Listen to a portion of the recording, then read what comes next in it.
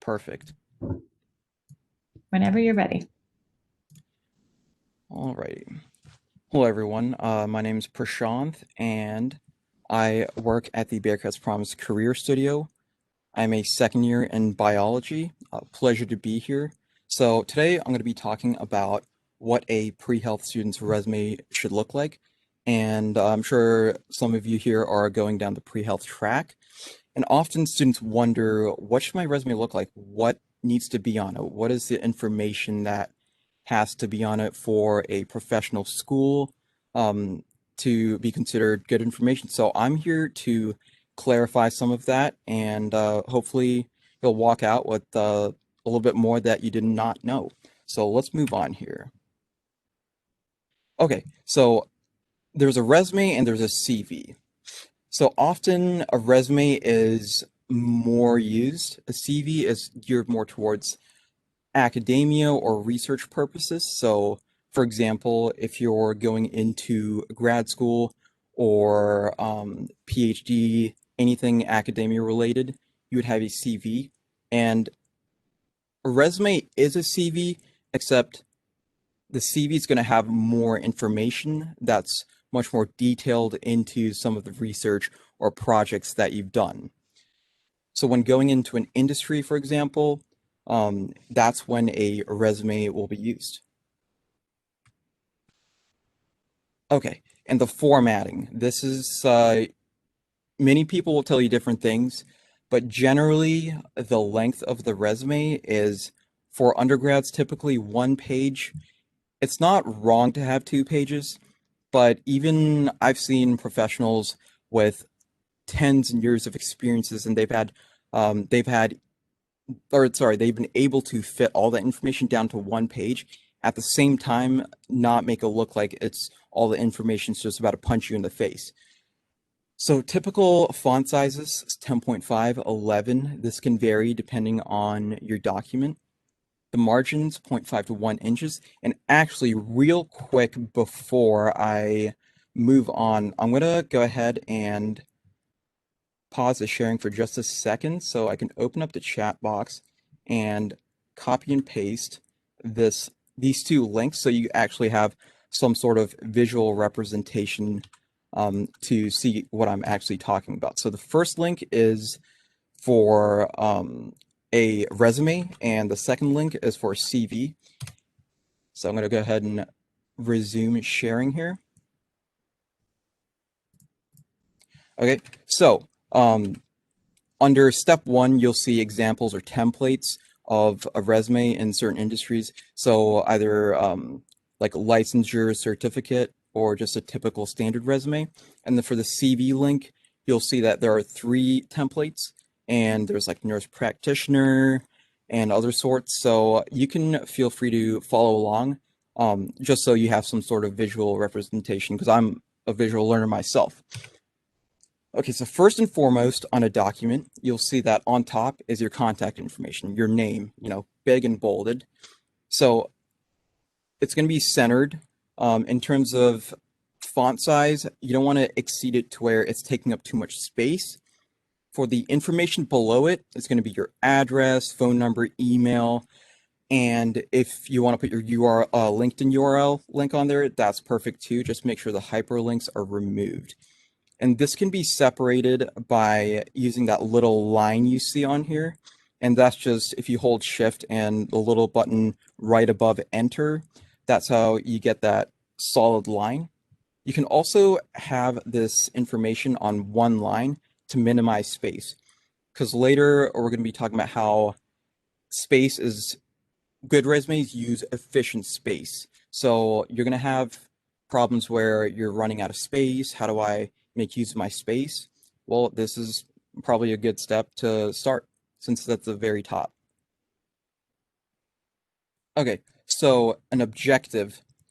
Some students have objectives. I've seen students have objectives, and that's fine. But typically, I recommend, especially for undergraduates, that an objective is not necessarily used often. Only times I can think of it being used is if you're going into a career fair or some sort of conference, or even if you have experience in multiple different fields or 10 years plus of experience and you're trying to transfer industries, that's when you would showcase certain skill sets that you've gained from that going into the industry that you want to transition into. But for pre-health, typically you do not need a objective. So I'm just going to read through this real quick. And this is a perfect example of a good objective. It's going to be a mouthful, so I had to drink water for that. 4+ years of speech language pathology experience with strong clinical background in critical care, seeking opportunities that utilize Spanish language skills, proactively streamlines operations, initiating tasks, and supporting healthcare team while prioritizing excellent patient care. That was a lot of information, um, and it got straight to the point, the objective. They showcased certain skills they've had, the amount of years, background. So, and this is a don't, seeking an SLP position within a facility where I can utilize my experience to the benefit of my employer as well as gain knowledge and professional growth. Notice how there was a first person point of view speaking here. You want to avoid that, and typically leaving out those filler words will make you sound more professional if you were to use an objective in your document, of course. So it's not needed. Just keep that in mind for later. Okay, moving on. Education. So this is going to be the second thing you see besides your name. It's going to be the first. So education, you're going to list your degree or degrees in reverse chronological order. And this actually, the whole reverse chronological order thing actually goes for the entirety of your document. So whatever you did the most recent will be up top, and then working your way down is the least recent. So how I would format it is education, your degree, and then the program or biological sciences, University of Cincinnati, location, Cincinnati, Ohio. And if you have had a concentration, I know some students have multiple concentrations, and you can include your GPA on here. We just recommend that if it's above a 3.0 is when you would include it. I would specify on a 4.0 scale, because if you were to study abroad, or I know some schools are weird about it, they use different point systems. So 3 point whatever out of 4. And if you've had any awards or honors, you can list that on here as well. And you will notice that all the dates are right aligned, and that's consistent throughout the document. So the key for any document, resume, is consistency. If you're consistent with how you have your information laid out throughout the entire document, it will be visually pleasing and aesthetically pleasing as well.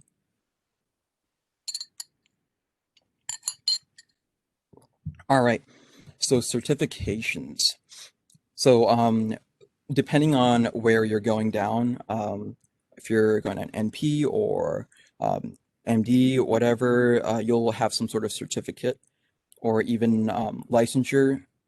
You can list that on here. And this is obviously going to be after education once you've achieved it. If you haven't received any sort of certificate yet, you don't have to worry about this now. But same thing, you have all of your dates right aligned, note that. And so where you got your certificate from, the organization, and then what the certificate is right above that. And then if you have multiple, you can list it or format it in the similar way. All right, so types of sections. So depending on what you're going into, you may have either some of these or all of these. For example, if you're trying to get into med school, you're going to have some shadowing experience. You're going to shadow a physician, or you're going to have clinical experience. If you are going down the academia route, you're going to have some research experience. And there's some gray area. You can have all of these as well if you also have been involved in research while you're trying to get into med school. And class projects, that's awesome to put on there as long as it's relatable to where you're going, or your degree. And the same goes with extracurricular activities, campus involvement. For example, if you're a communications major, let's say that you get involved in Communicats or some sort of PR campus activity program where you work with other institutions of some sort, that would be great to put on there. And a volunteer experience. This is important, especially if you're down the pre-health track. They want to know that you've helped the community and given back to the community. So keep that in mind, volunteer experience. Obviously, awards and honors, skills, etc. So about clinical experience, if you have shadowed a physician of some sort or anywhere, you'll have your area of rotation. So you'll format it in a similar way like you did for education. Rotation area, specify number of hours. And once again, note that all dates are right aligned. And with a couple bullet points, you can describe what you did in that in the shadowing experience, of course, or if you've had actual clinical experience working as a medical scribe or a technician of some sort in a healthcare industry, this would be appropriate as well. And once again, if you have multiple, you can state that as well, along with the rotation hours or number of hours. Okay, bullet points. So bullet points, building bullet points, this is an animal of its own or an art of its own, depending on how you want to look at it. So at the Bearcat's Promise Career Studio, we have this, I guess, formula, you can call it. It's called the what, how, and why. And what this is when you want to build a bullet point, you want to keep these three things in mind: what, how, and why. What you did, how you did it, and why, or what was the intent.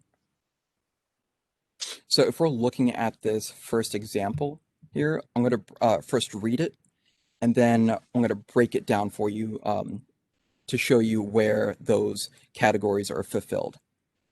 Conducted daily patient assessments, documented findings, monitored patient status, utilized clinical reasoning skills to determine when interventions were needed.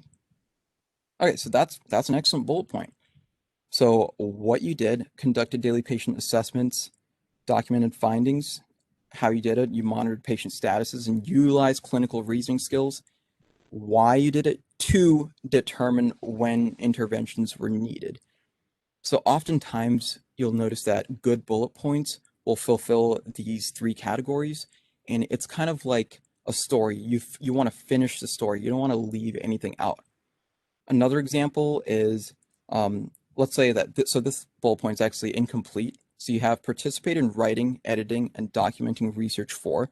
So you have the what and how, but you don't have the why for so-and-so to ensure whatever outcome. So you want to kind of finish that loop. And I'm going to go over the third bullet point. I'm not going to go over the last two. So collaborated, communicated, and delegated effectively with members of the interdisciplinary team to ensure patient safety, involvement, and satisfaction. Also, great use of action verbs. Action verbs is another thing you can incorporate into your bullet points, and in my opinion, it's pretty necessary. Collaborated, communicated, delegated, involvement, satisfaction. You have all of these what, how, and why incorporated with action verbs as well. And just a quick note, on our website, the Career Studio website, we have a document with a list of action verbs. So you're more than welcome to utilize that as well. Okay, so experience. This is super important. So you're going to have your related experience. So anything related to your degree major outside of clinical or research experience is your related experience.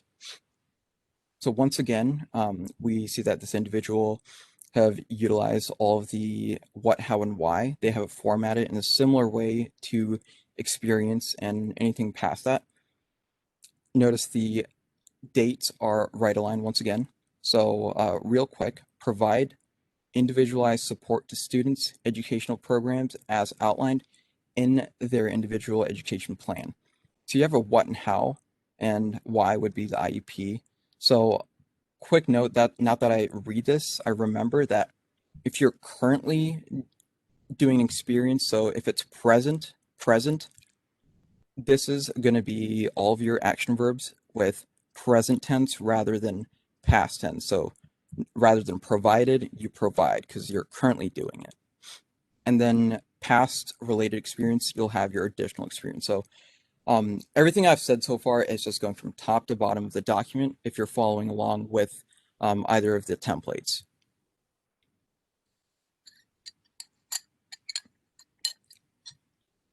All right, volunteer experience. So you want to go for, you have everything formatted in a similar way, of course, and you want to think of quality rather than quantity. So when it comes to the number of bullet points you have, you want to be consistent across the document, but for volunteer experience, you can have one, maybe two quality bullet points on what you did, and outcomes slash accomplishments. Okay, so this is, we're kind of gearing towards the bottom of the document now.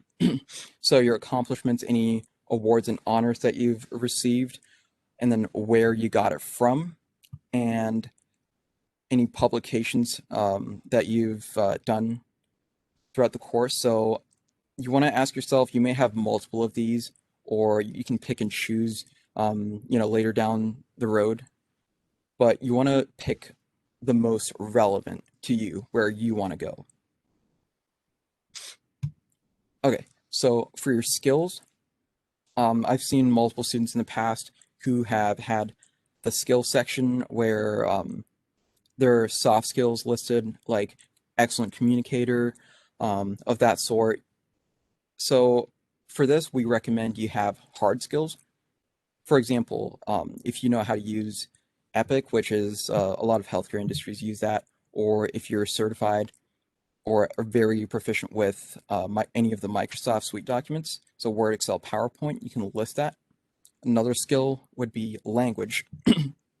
If you do speak more than one language, you can specify the language and then the proficiency level, so beginner, intermediate, fluent.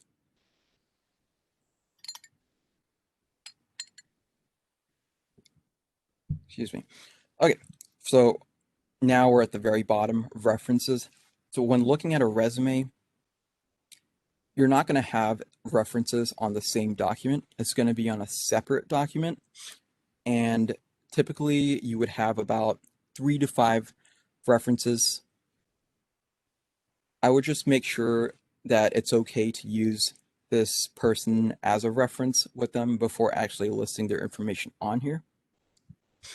So you would have their name, their title, organization. So, for example, Dr. Seltzer, title, PhD, organization, University of Cincinnati, their email address, phone number. Pretty straightforward. When it comes to a CV, though, it's okay to have your references on the same document. It's just going to be at the very bottom. That's something to note and keep in mind. So that's honestly all I have for you guys. If you have any more questions or would like to talk to either a PCC, a peer career coach like myself, for any questions you have on your document, or even in detail, we do have professional career coaches.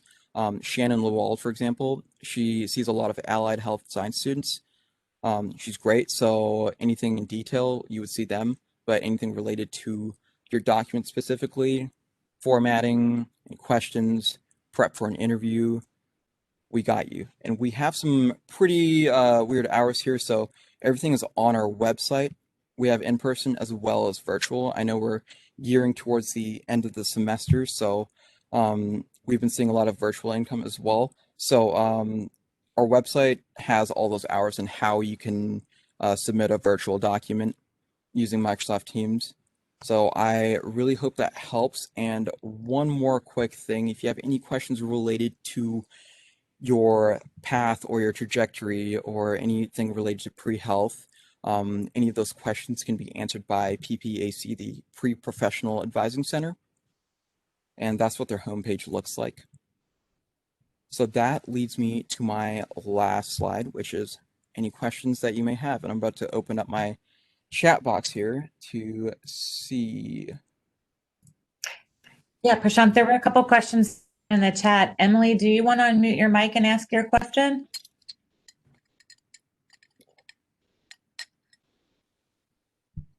If not, I'm happy to ask it for her. But she teaches PD 1000 Exploring Health Professions. And she had shared that when she's working with students that the why is sometimes difficult to articulate when they're writing the bullet points. And she just asked what has worked for you with helping students write those bullet points, especially that why part of the bullet point. Yeah, great question. Great question. Okay, so the why is, in fact, the most difficult, in my opinion. And the reason for that is because you want to showcase or portray what not only what you got out of that experience, but what that experience got out of you, if that makes sense. So, for example, um, an easy way to kind of back up the why is like an outcome, an intent. So, like what you gain from it. So, if I were to just make up some bullet point in my head, or actually, if I were to go back to an example from earlier, and I'm still sharing my screen, which is great. Okay, so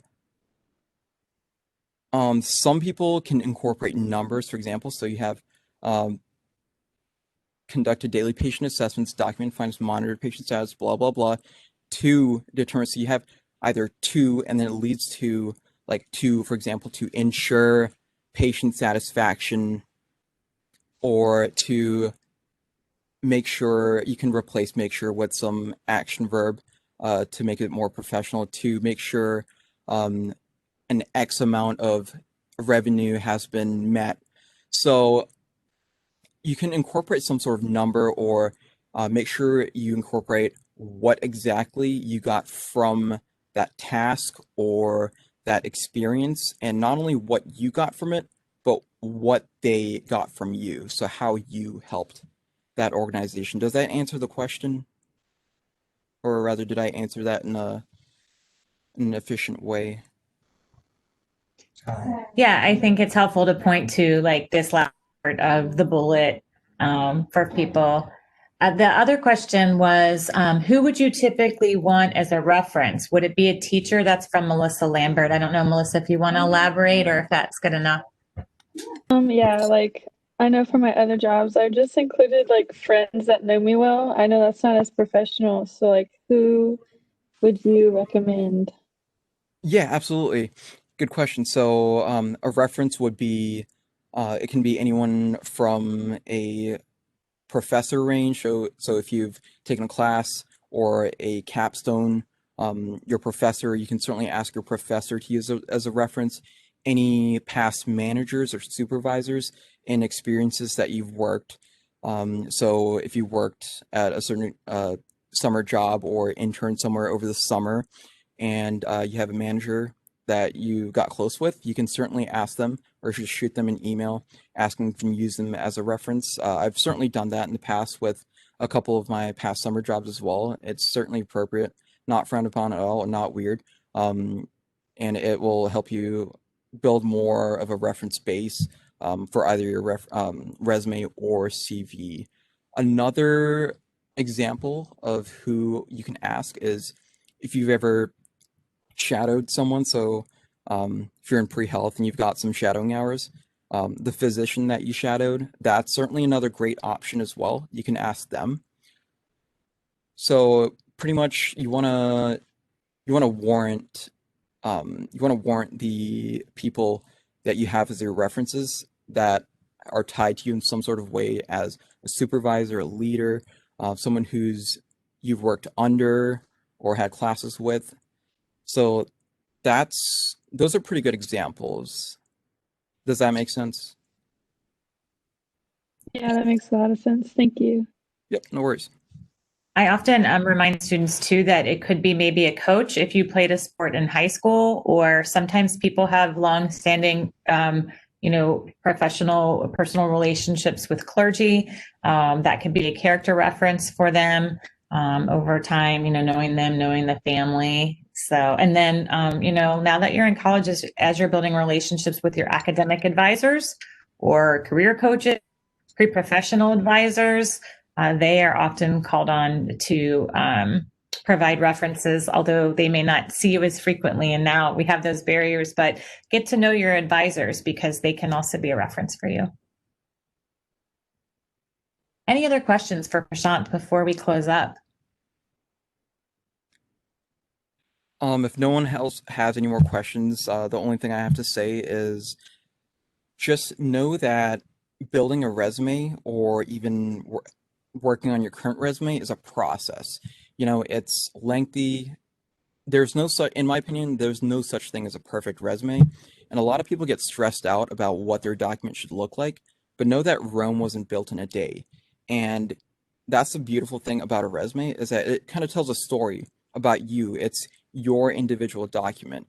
You can go off of a template of some sort, but at the end of the day, it portrays all the information that you have to offer, and that's what's beautiful about it. So be patient with the process, trust the process, and thank you.